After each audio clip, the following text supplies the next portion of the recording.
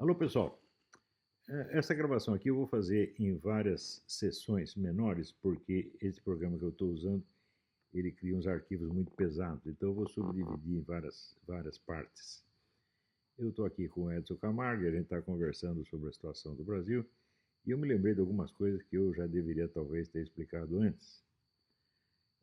Quando eu explico ali as formas do poder, então eu expliquei isso no curso que eu dei de Filosofia Política na Universidade Católica do Paraná, expliquei várias vezes. E um dos elementos fundamentais é a diferença de natureza entre o poder intelectual ou espiritual, como queiram chamar, o poder político-militar e o poder econômico. E a característica principal do poder intelectual é que ele é de longo prazo. Ele geralmente se exerce para além da vida do seu portador. Por exemplo, se você vê, Aristóteles viveu 400 anos antes de Cristo e a grande onda de aristotelismo no Ocidente começa em 1200, 1300. A influência de Aristóteles se arrasta até hoje.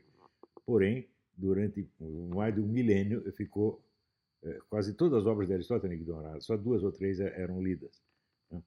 Então, inclusive a poética de Aristóteles, ela fica sumida por 1400 anos. Ela aparece em 1548, que descobrem, começam a ler. Então, como Augusto Comte dizia o seguinte: a vida dos vivos é determinada por filósofos mortos. O sujeito que não tem instrução, que não está dedicado a uma atividade filosófica, ou na verdade não está dedicado a atividade intelectual nenhuma, ele não tem uma única ideia própria. Tudo o que ele diz é herdado e copiado de algum filósofo do passado que ele geralmente não conhece e cujo nome ele também desconhece. Tá certo? Mas ele está sendo um instrumento do pensamento desse filósofo. Ele pode não saber, quer dizer, é um instrumento inconsciente. E é nesse sentido que o Comte dizer que a vida dos vivos é governada por filósofos mortos.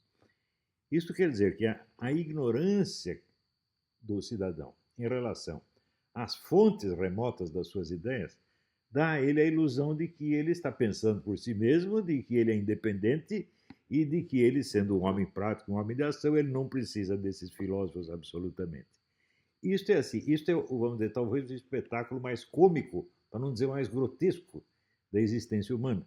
Quer dizer que aqueles que são, vamos dizer, discípulos inconscientes, ou de Kant, ou de Platão, ou de Karl Marx, imaginam que não precisa nem de Kant, nem de Platão, nem de Karl Marx para coisa nenhuma, e se acha muito independente e muito superior, precisamente por desconhecer as fontes das suas próprias ideias. Os políticos são todos assim, do primeiro ao último. Políticos, administradores, capitalistas, são quase todos assim. Os que não são 2 ou 3 gênios que estão espalhados e que dominam os outros, justamente porque são gênios. Mas, em geral, as pessoas que se consideram homens práticos são os maiores imbecis da Terra, porque se existe uma coisa que raramente dá certo é a tal da vida prática.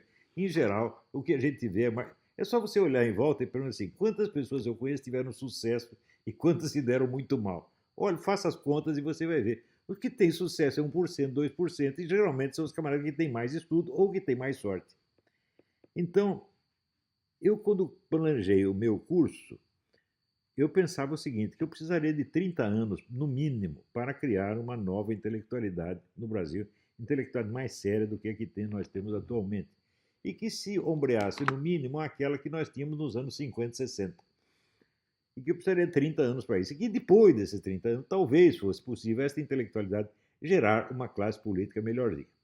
Mas quando o meu curso foi alcançando 10, 12, 13 anos, já houve uma espécie de ejaculação precoce.